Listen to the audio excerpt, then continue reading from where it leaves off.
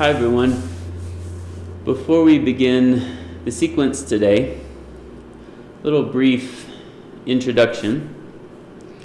We're going to call this self-led sequence number 1. Eventually, one of the goals of Kalyana Yoga, and really everything that I teach, is for you to be knowledgeable and skilled and intuitive and in touch with yourself and the practice enough to be able to guide your own practice. And as we've talked about in recent sequences, to be able to make the right decisions for which postures to do and for what to do within each posture. So the sequence today is very safe. And I would invite you to actually memorize it, the postures. Each one of them are totally fine for you to do on your own, kind of casually, just like the hand and foot sequences as well.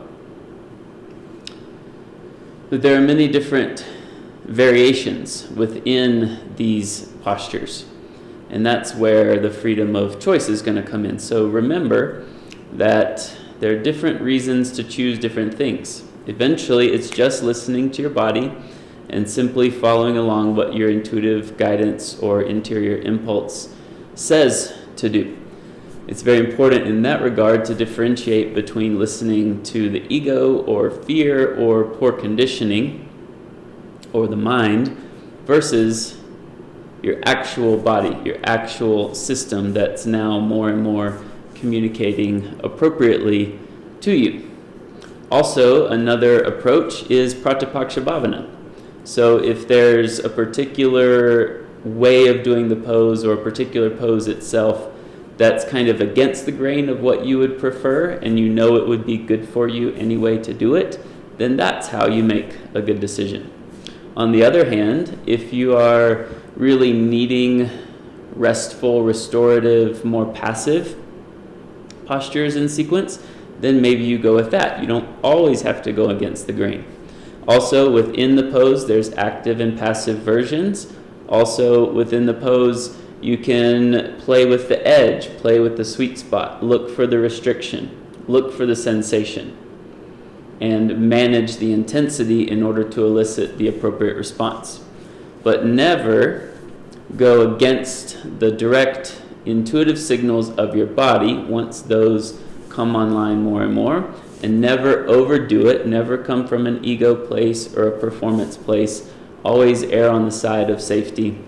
But remember that as you're first starting out, what feels good, you might not think it feels good, or what should feel good might not, or what shouldn't feel good might feel good. So eventually that gets balanced out and you have a more appropriate communication within your system.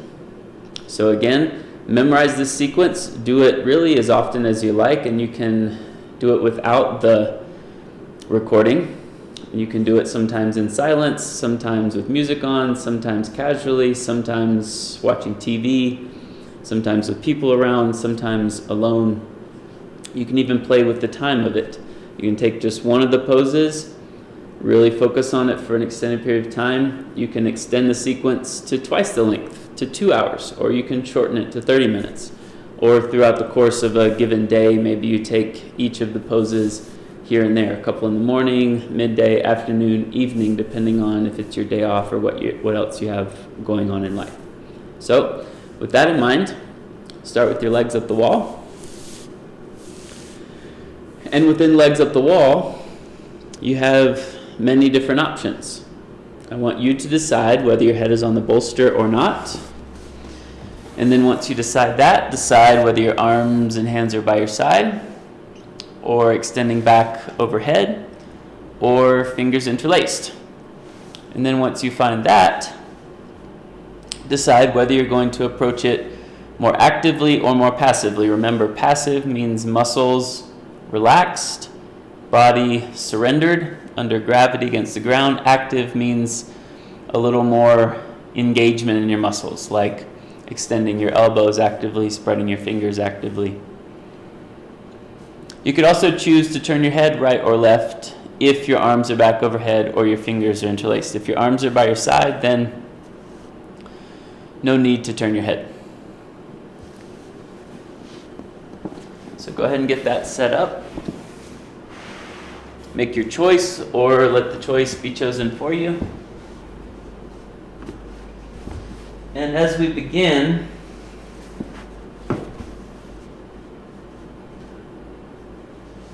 set also an intention, which will assist in your decision making along the way. So if your intention is something more interior, if your intention is something more exterior, if your intention is pratipakshibhavana,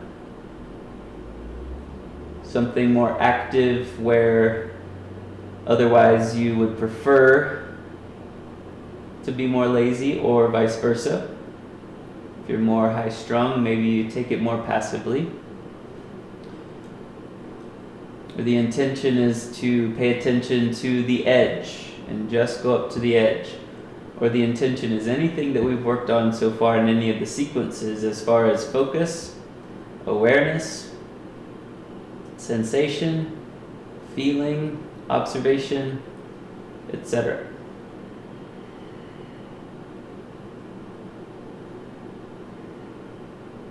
And return to this intention as we go along, building your relationship with it, and see how it changes.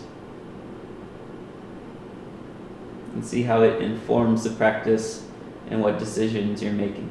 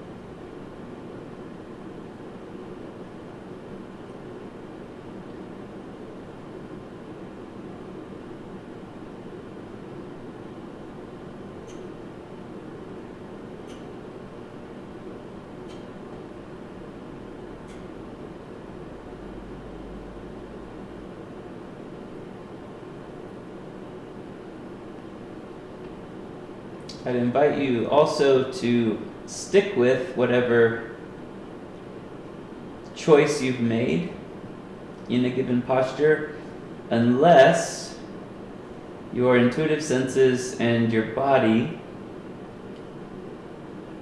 clearly invites you to make an adjustment or to move to a different variation. But don't do any of that from the mind or from being eager or from being distracted or bored. Commit to the intention, commit to your interior intention, commit to your exterior intention. I would also invite you to have one of each. How are you wanting to approach the practice interiorly? What specific compartment of consciousness or interior muscle do you want to cultivate?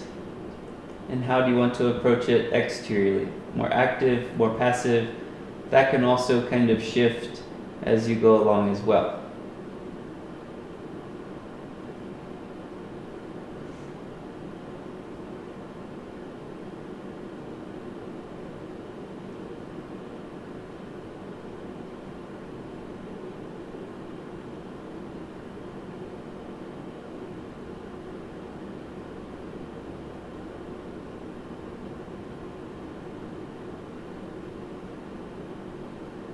If you're doing something asymmetrical here, switch sides.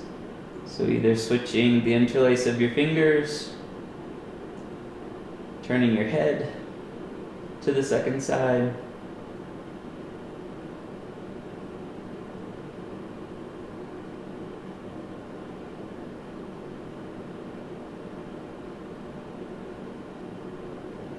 And notice when I'm not guiding you and telling you exactly what to do, that there's more responsibility called for.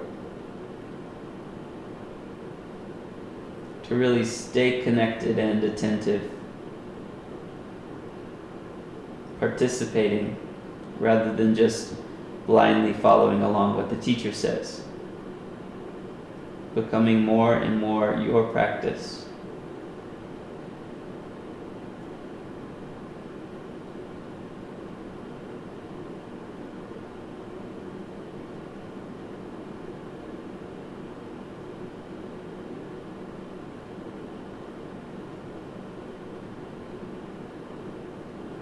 So we could do this same set of sequences 100 different ways.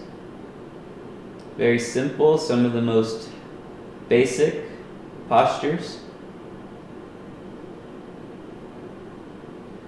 that we do together. And each time, and each moment, you're listening and cooperating with the unfolding of your process and your practice. But it requires, again, a keen sense of discernment for when the ego is speaking or when pathology is speaking, when conditioning is speaking, and when your actual system is communicating, when you're making intelligent decisions, not just taking the easy way out, and also not trying to achieve something or force something. So it's either in line with your intention for Pachapaksha Bhavana or for supporting your vibration, your mood, your energy that you've come in with, either going with that or going against that to elicit an appropriate response, more active, more passive,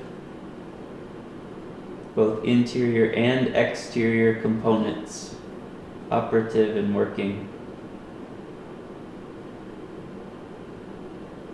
And leveraging the different parts of the posture to find sensation, to find openings, to find release, to find and gather information about your body, observing also the commentary that's going on in your mind, energetic response, emotional release, and the tendency toward distractibility rather than attention, awareness, and focus.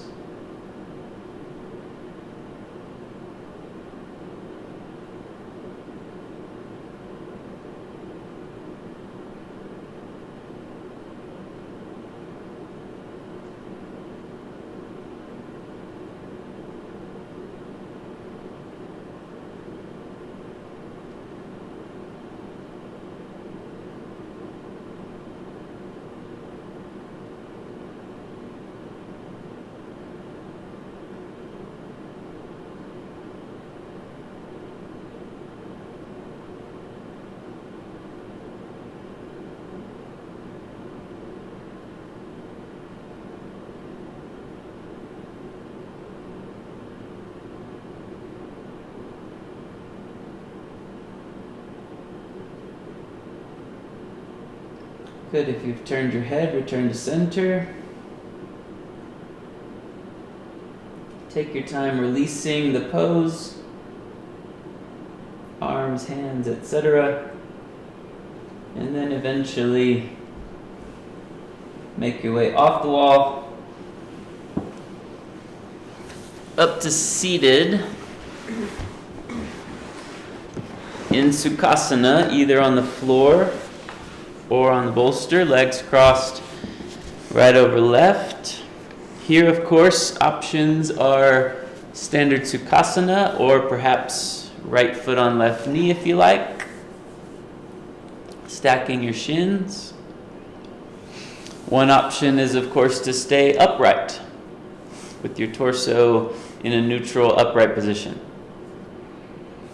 If you're going to drop forward, go ahead and drop forward. You can also, of course, stay upright for a little bit until you feel the impulse to drop forward. Once you've dropped forward, lots of options as well, very passive. Hands, forearms, elbows on the floor, upper back rounding, chin to chest. Or maybe walk your hands forward, spreading your fingers against the floor, extending elbows, reaching. Or maybe even finding a twist, walking your torso to the right, opening side body, twisting.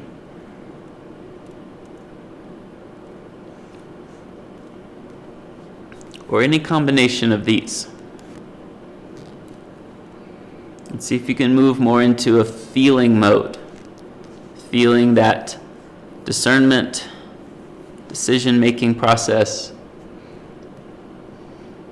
interior impulse to move, when to move, how to move.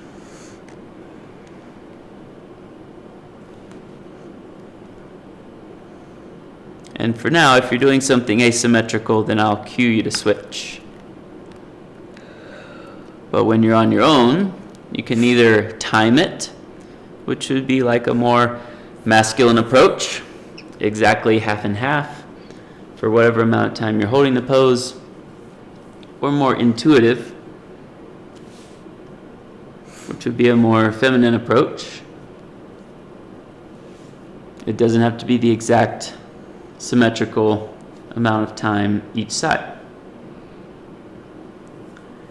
So now, legs are still crossed right over left, but if you've chosen a twist, then go to the second side.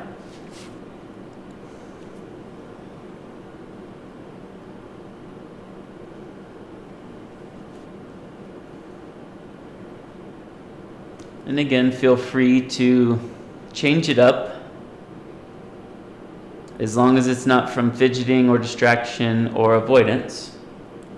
So it could start passive, and then you might feel the impulse to walk your hands forward, extending your elbows. See what changes. You might feel the impulse to come back up and sit upright until it's time to switch. But all very intentional, all with an interior component as well as an exterior component. What are you aware of inside? What are you aware of outside? What are the parameters you're setting for yourself? For attention, for awareness, for sensation, for managing intensity.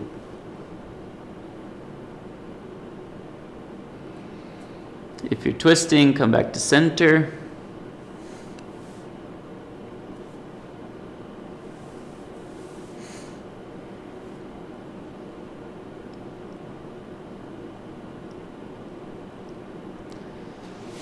And then slowly back up. Switch the cross of your legs, left over right. Again, you could choose floor or bolster. It doesn't have to be the same as the first side. You could choose regular Sukhasana or left foot on right knee, stacking your shins. And be aware of why you're choosing what you're choosing, if you even know. See if you can feel into why your body's asking for something or not. Remember, you're not always just going in order to get a good, fluffy feeling, stretchy sensation. Sometimes it's actually to agitate on purpose, to get a response, to find a boundary, to get the sensation and the feedback, not just to make it go away, not just for the good feeling. But eventually that friction and that agitation itself is interpreted by your system as good. So either staying upright or dropping forward. And then you choose passive, active, arms forward, extending elbows, twisting, etc.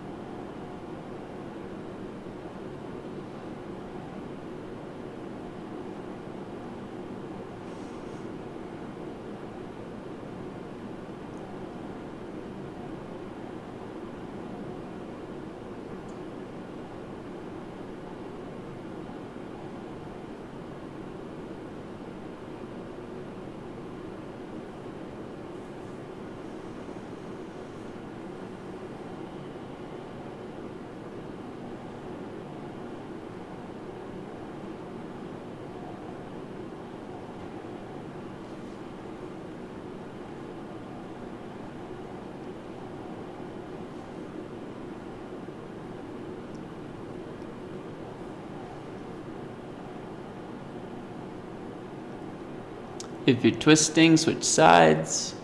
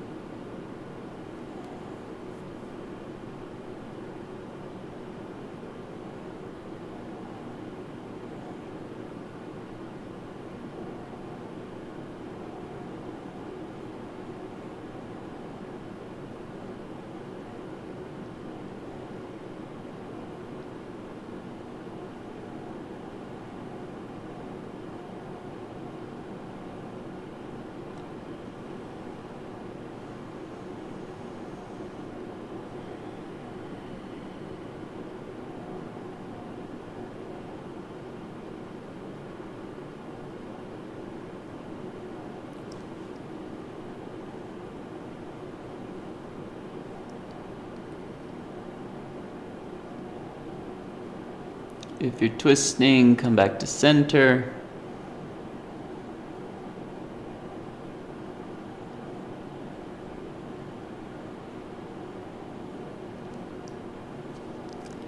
And slowly come back up. In between postures, feel free also to take walks. The walk is not to get a sensation to go away, it's to integrate with normal movement patterns and orientation with ground and gravity the work that you just did, or the accumulation of the work you've done since the beginning. So consider that there's accumulation happening from one pose to the next, to the next, to the next, building and deepening until you take a walk. And then you take a walk, it registers it, it integrates it, kind of clears it out, cleanses the palate for you to then continue. So now whether you're walking or not, make your way to Virasana. It looks like it's stuck.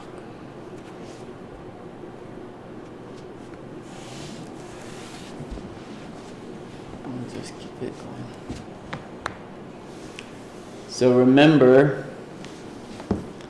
many different options in Virasana. Kneeling posture.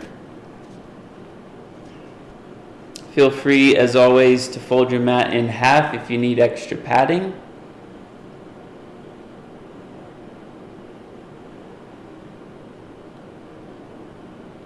Different options are knees together, knees hip width, knees wider, knees mat width. And there are also, of course, varieties of Virasana with toes tucked under and feet all the way together. But for today, keep your tops of feet on the floor, toes either straight back or pointing towards each other. There's, of course, the internal rotation Virasana as well, heels in, toes out. But let's save that for another time too. So for today, knees, however close or far apart, toes either straight back or pointing towards each other. And then you can choose a more passive torso, just kind of being neutral and natural under gravity, not slouching, but sinking in, or more active by lifting your spine, crown of the head towards the ceiling, stacking the vertebrae, drawing your navel in.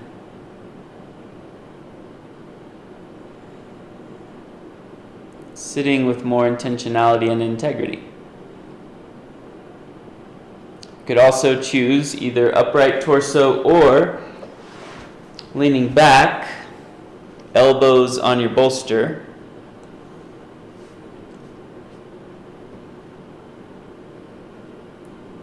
And if you're leaning back with elbows on bolster, it could be more passive or more active by tucking your tail, lifting your pubic bone, engaging your glutes, curving your spine, chin to chest, and looking for that sensation on the tops of your thighs.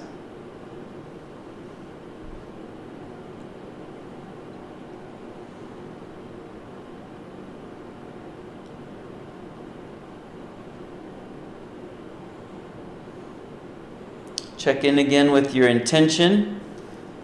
Interior intention for focus or awareness or interior muscle. Exterior intention for how you're approaching the posture, active or passive.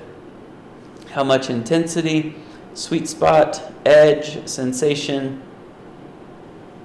How you're being mindful with different parts of your body. If there's a particular part that you're focusing on, perhaps breath, perhaps hips, perhaps ankles, etc. And see how that's informing your decisions, see how that's informing the practice in general.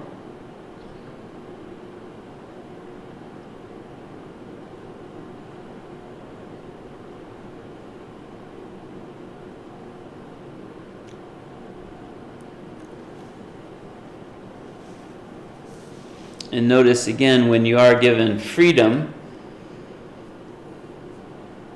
to explore your own practice, that you're taking responsibility, staying within the bounds and the limits that you've set for yourself, that your own process and practice has set for you, not overdoing anything.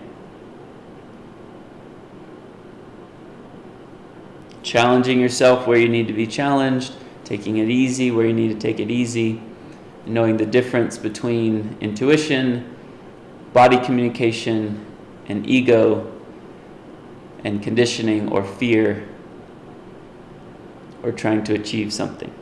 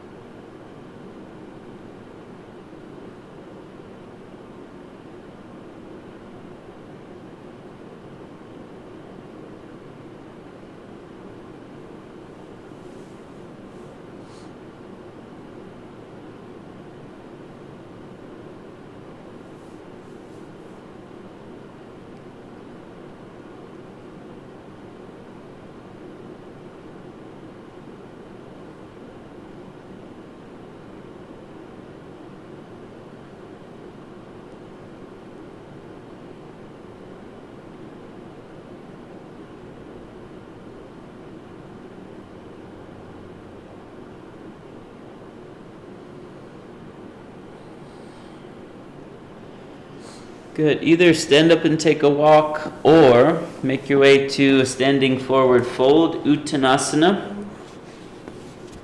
If you're taking a walk, then eventually come back to Uttanasana, mindful of going from deep flexion in your knees to extension.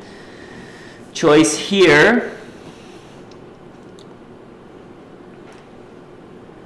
Legs and feet together, or hip width, or wider, or mat width. If you're going mat width, then line the outer edges of your feet with the edges of the mat. Hands touching bolster or floor.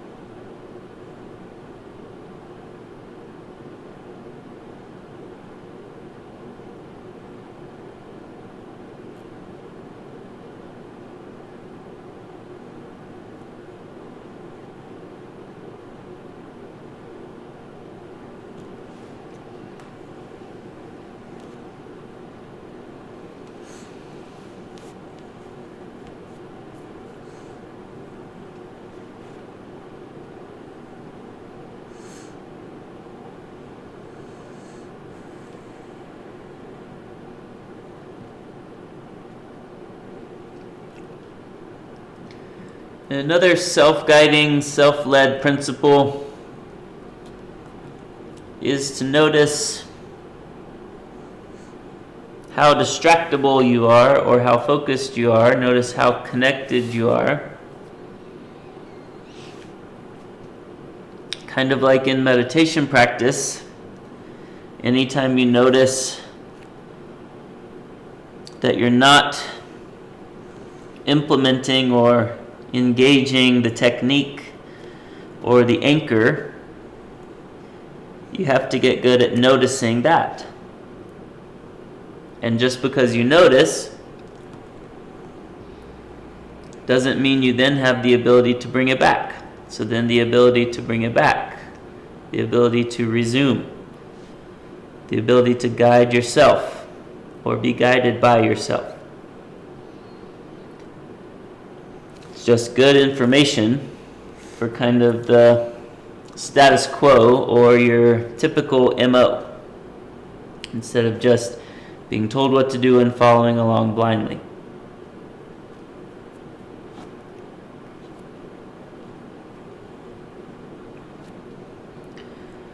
Good.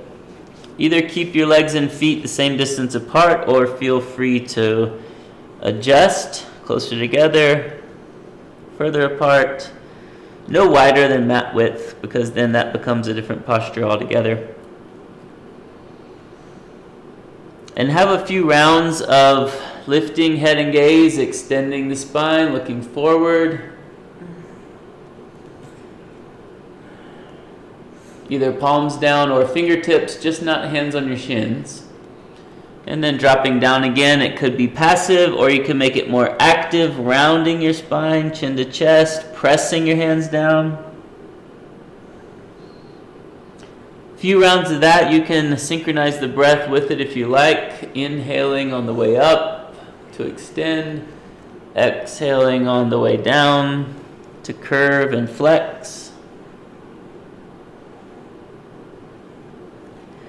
Go at the pace appropriate for you. Could be one breath, one movement. Could be one breath and then hold for a few breaths. And then next breath and hold for a few more breaths.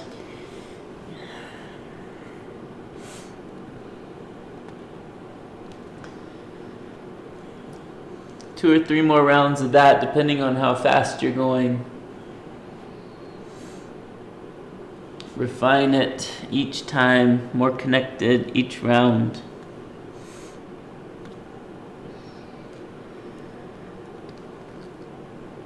And then you decide how to come up. Either extend the spine, hands to your hips, come up, or hang the spine, ragdoll, one vertebra at a time all the way up. Before we move to anything else, find Tadasana here, mountain pose, which is its own posture. Feet together or hip width, arms neutral by your side. Feel your feet connected to the floor, crown of the head to the ceiling, and everything with integrity, natural, neutral in between. See if you can feel yourself get taller, more connected to the earth, and crown of the head more toward the ceiling. Feel your joints decompressing as you lift up. Navel draws in, chest gently lifting, shoulders away from your ears.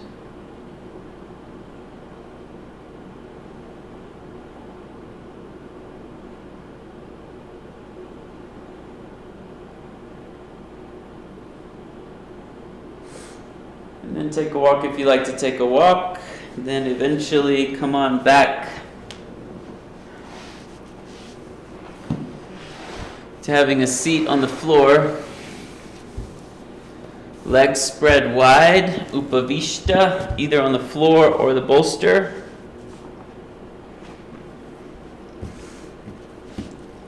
Same instructions as Sukhasana. You can start upright. Stay upright as long as you like, maybe even the whole time.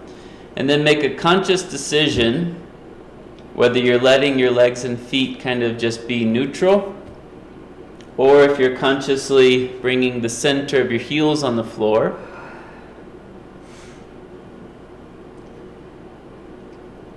And if your feet are staying relaxed or you're flexing your feet. Again, these can kind of change throughout the posture if you like, but only if it's intuitively guided in a natural progression. Not from ego, not from distraction, not trying to get that one particular stretchy sensation. Give yourself parameters. That's another important key to the work that I teach. Give yourself a parameter and then see what comes up within it. See what comes up around it. Set an intention. Set an approach.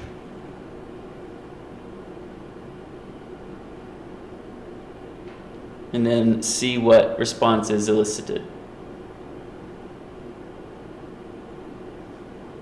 And the edgy sensations eventually begin to feel good and be interpreted as very positive in your system.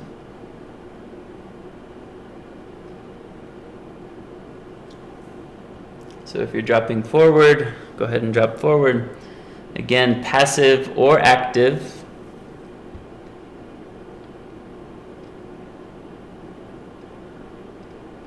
Could walk your hands forward, extending your elbows, spread your fingers. And you could go for a twist. Could walk the torso to the right. Just be mindful that both sit bones are grounded. Expand the side body or twist.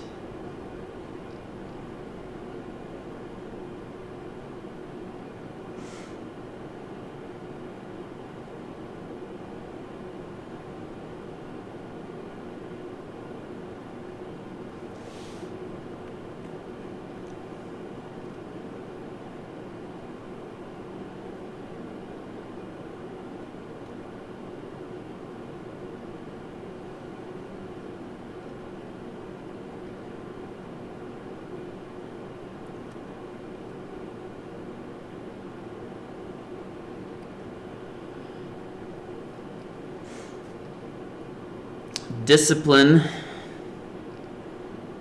is one of those words that we don't like too much because we've been abused by it, or it reminds us of childhood, or it reminds us of religion. But self-discipline is an important component to any spiritual practice. What happens when you're not being told what to do? What happens when you're not being forced to do something? Can you hold yourself accountable? Can you be responsible? Can you learn discernment? Can you stick with something? When you say you're going to do it, do it. Unless there's a clear intuition midway that says change navigation, change direction, change course. But not just because you got tired, you got bored, you got frustrated. The frustration, the boredom, the tiredness, the fatigue, the agitation, the laziness comes up within the parameters of discipline that you set. If you're twisting, go to the second side. On the other hand, if you tend to be too disciplined into rigidity, or trying to force something, and you're never relaxed, you're never soft, you're never intuitive, you're never in the present moment with the flow.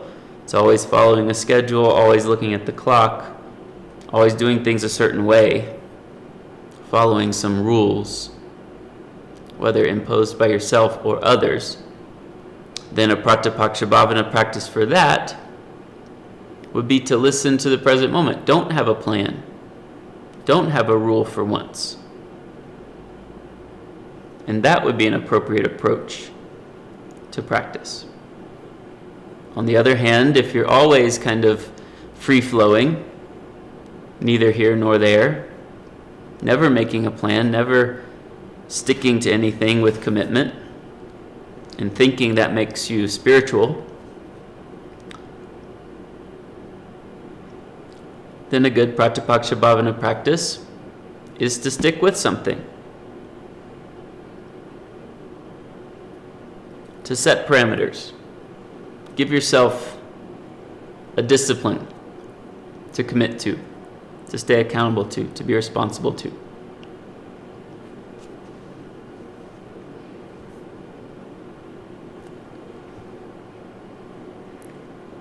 If you're twisting, come back to center.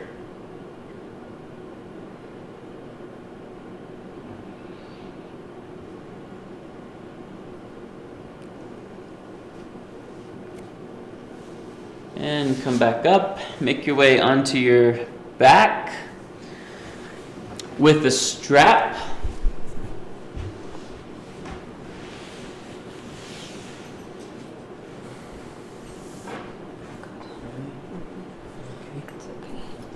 Head on bolster. Doesn't matter. You choose head on floor or bolster, but lie on your back, knees bent, feet on the floor. And then hook the strap on your right foot. On the bottom of your right foot, you decide. Ball of your foot, arch of your foot, or maybe even heel of your foot. And extend your right leg up. Different ways to play here. Either active or passive extension of your knee, active or passive flexion or pointing of your right foot. Only pointing if the strap is on your heel, of course.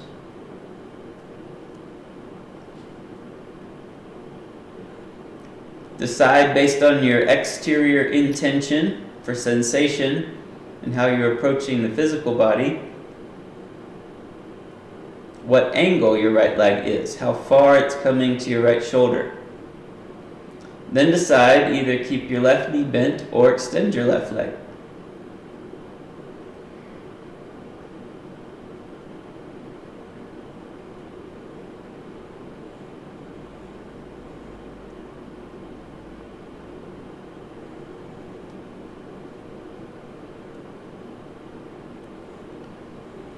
And notice again the thousands of different ways and combinations, interior and exterior, all the different decisions. At least 100 different ways that this same sequence of postures could go. And this one has been chosen for you today. Appropriate to right where you are in your life, right where you are in your day, right where you are interiorly, right where you are in your practice, on your journey.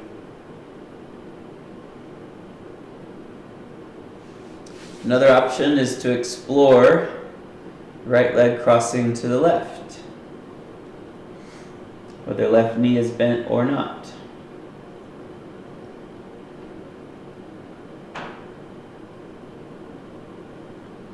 And why did you choose to do that or not? Do you know? Why was it chosen for you? Because for most people, this is super intense. The IT band, SI joint. So you choose it to explore an edge, not just taking the easy way out.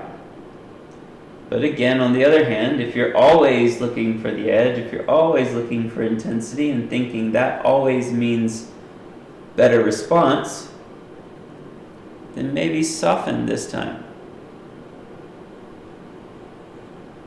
Not just for your own ego training, Pratipaksha Bhavana, but also more is not always better here. It's a completely different experience, new nuances and details and textures and sensations to feel. More space for other responses. when you stay on the soft side.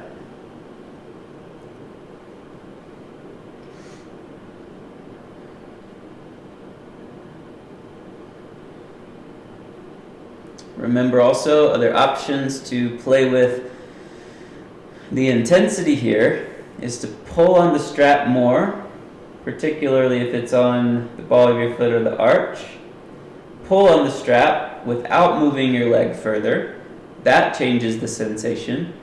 Or move your leg further, bending your elbows out to the side or walking your hands up the strap. That changes the sensation.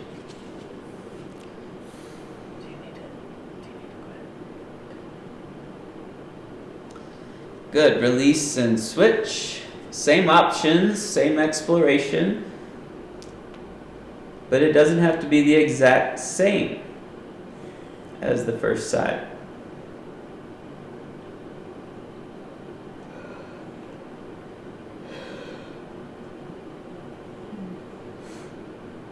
Another intention that you could set for yourself is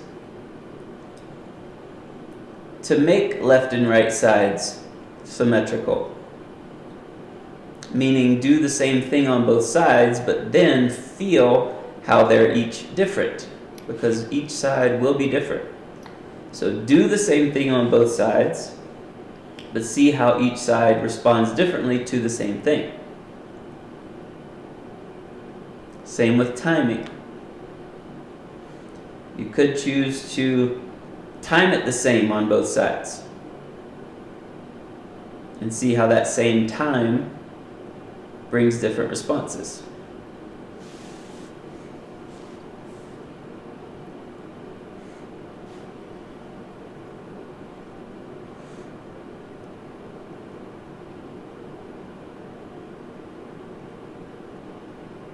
Or you could choose to look to elicit the same kind of sensation or the same kind of response by making it asymmetrical. So in order to get the same kind of response, the same degree of sensation, then different amounts of pressure or depth or engagement or active or passive might be required. So play with symmetry versus asymmetry, sameness versus difference, masculine, feminine, active, passive, structure, intuition, pratipaksha bhavana, going against the grain versus going with the grain supportively. Deep listening to your system.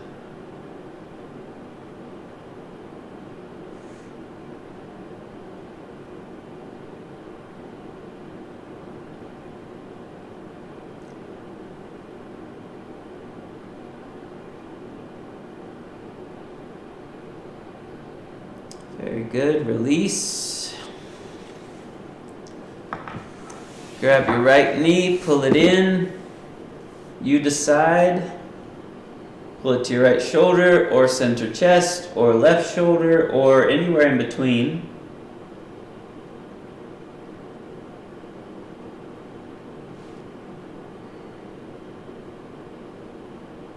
Either left knee bent or left leg extended on the floor.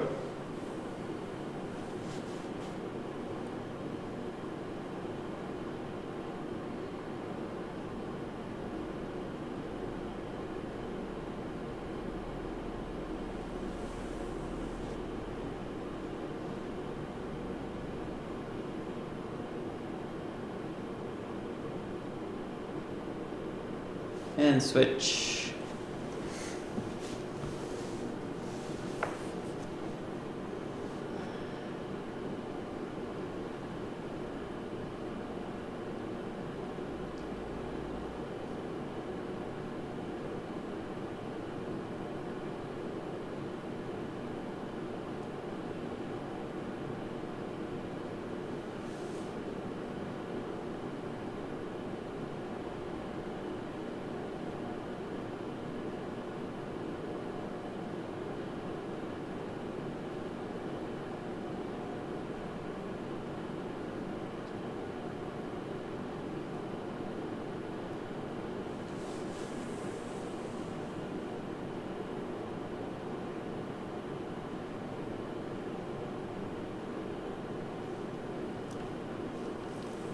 Release.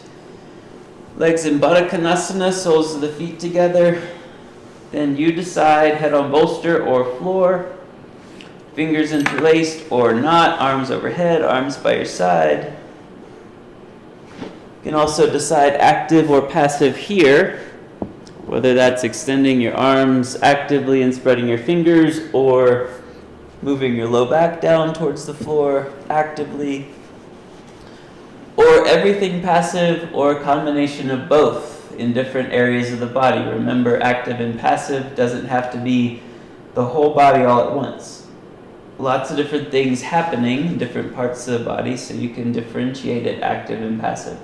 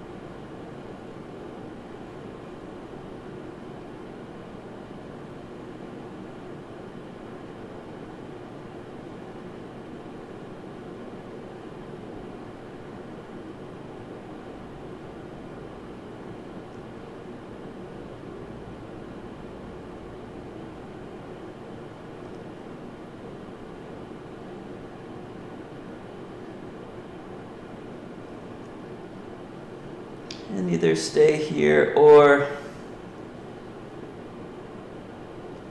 choose your favorite Shavasana position, either traditional, flat on the floor, no bolster. Could be arms overhead, legs extending. Could be legs up the wall, could be bolster under knees, could be bolster under head, fingers interlaced. Anything you like. Just be comfortable, totally restful, relaxing, and let everything go.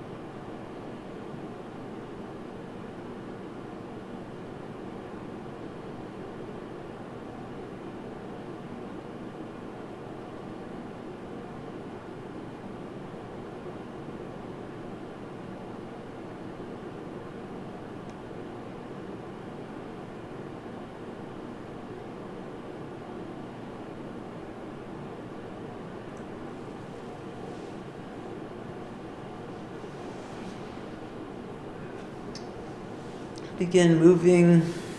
Deep breath, deep stretch. Make your way up to seated. Hands at heart center.